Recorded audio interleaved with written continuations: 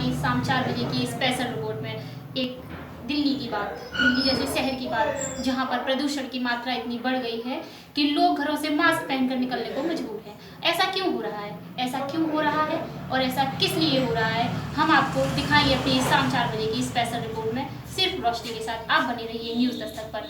देखिए, दिल्ली जैसा शहर जहां सैकड़ों लोग पूरे विश्व से हर साल आते हैं अपने सपनों को पूरा करने के लिए, लेकिन आज प्रदूषण के कारण उनके सपनों पर उन्हें पानी फिरता हुआ दिखाई दे रहा है। एसपीसीबी की एयर क्वालिटी रिपोर्ट में दिल्ली का तापमान जो 3 दिन पहले 418 रिकॉर्ड किया गया था, वही आज 485 बढ़ गया है। यानी कि दिल्ली में प्रदूषण का जो रिकॉर्ड है, दिल्ली पे प्रदूषण का जो टेम्परेचर है, वो कई गुना ज़्यादा बढ़ गया है।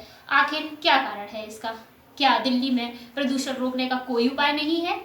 क्या दिल्ली में इसी तरह प्रदूषण बढ़ता रहेगा? अगर दिल्ली में इसी तरह प्रदूषण बढ़ता रहा तो ये कहने की आवश्यकता नहीं है कि कुछ ही दिनों में दिल्ली पूरी तरीके से बर्बादी के कगार पर खड़ी होगी और वहां सांस लेना मुश्किल हो जाएगा, पशु पक्षियों तक की मौत हो जाएगी, तो इंसानों की तो बिसात ही क्या है।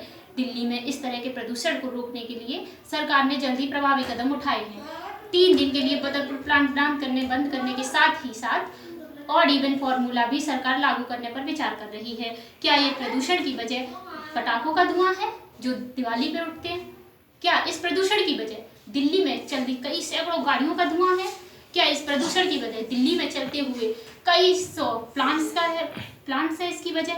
आखिर क्या है इसकी वजह, हम आपको बता रहे हैं।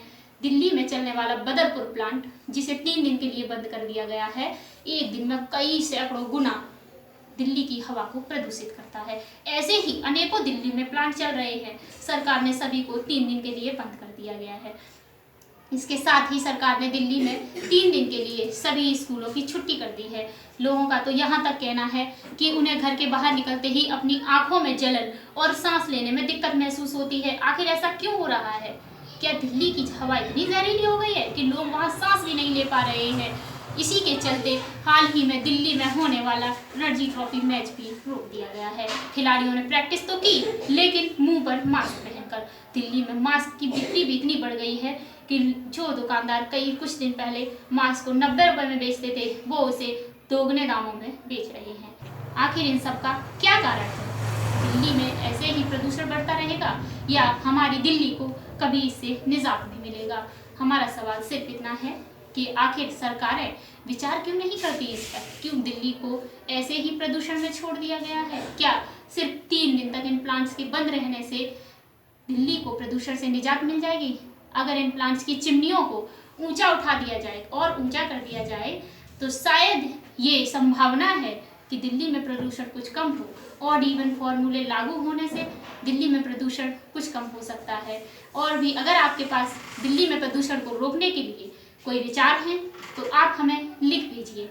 अगर आपके पास कोई विचार हैं, आप हमें SMS करिए सिर्फ न्यूज़ दस्तक पर। आप हमारे वेब पर जाकर भी अपने विचार हमें भेज सकते हैं। हम आपके विचारों को टीवी पर लेकर आएंगे और दिखाएंगे कि किस तरह से दिल्ली में प्रदूषण को रोका जा सकता है। हमारे और आपके माध्यम से, हमारे और आपकी पहल से हमारी आपसे गुजारिश है कि आप दिल्ली में प्रदूषण रोकने के लिए आगे आएँ।